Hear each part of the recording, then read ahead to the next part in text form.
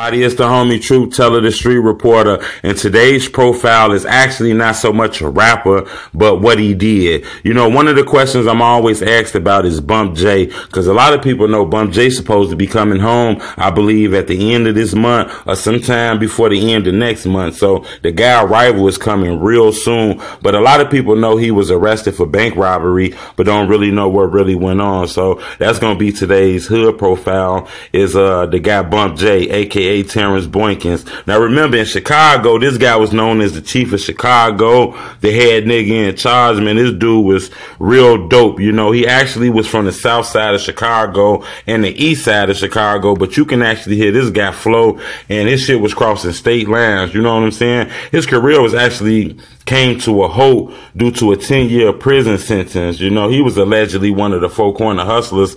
You know, that's a street gang that's really originated from the west side, but I guess they got people on the south side and east side too. This guy was actually discovered by a guy, I believe, Extreme Beats. I'm not sure, but I do believe Extreme Beats is the guy who discovered him and brought him to Kanye West's former manager. I believe Kanye's old manager name was, I believe Phil, something like that. And, another guy. So Bump J was in good hands and shit like that, fucking with the guy who helped put Kanye on. But I'm hearing that kind of relationship kind of tilted because another manager of Bump J, I guess they shook heads, you know, bumped heads. I'm hearing the manager, you know, just didn't negotiate his deal real right, because I recall Bump J in the interview saying that if his manager would have handled the business right, then he probably wouldn't even be in prison for robbing a bank.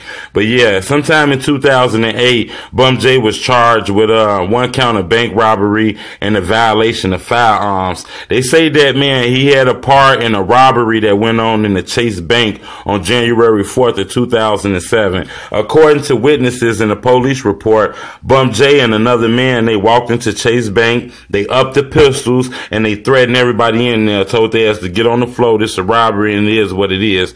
I'm hearing that they got away with $108,000 in cash, allegedly. You know, Bump J actually faced life for this shit right here, but he ended up doing a plea deal where all he had to do was just 10 years and shit like that. Remember, Bump J wasn't caught at the scene. He was caught days later. This guy was all on the news, all kind of shit. People was looking for him. The police was looking for him, but unfortunately, somebody tricked on him and told about his role in that shit, you know. Bump J actually said that his manager was supposed to end a deal that he had with Atlantic Records, and that was gonna net him a couple $100,000, but the manager was taking too long and bullshit like that, and Bump couldn't wait, so he had to hurry up and get some money and shit like that. You know, Bump J actually had a lot of mixtapes like Welcome to Grammyville, Automatic, Introduction of a Gangster, Word on the Street, I believe, Remember Me, and a few more other projects.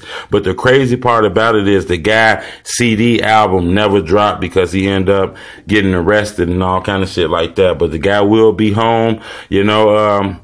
I believe that this guy got a chance to bring bars back to Chicago. A lot of people misrepresented the city, these young guys. You know, they had the door open. Chief Keef and them, Dirk and them blew through the door. And no disrespect to them, but they kind of misrepresented the city. Had people believing that everybody killing everybody. They'll smoke you and do whatever the fuck they had to do. But unfortunately, you know, everybody's not like that. So I believe when Bump J come back, even though this is the original Goon, the savage, the nigga who will knock your noodles off, I think he gonna bring bars and lyrics and cadence and flow. I think he gonna bring all that back because there's gonna be a big hype about him when he come home. But I'd love to know what y'all think, man. Leave me a comment. Let me know who I should profile next, and most definitely subscribe to my channel for more hip hop and entertainment news. It's the homie Truth. Bleh.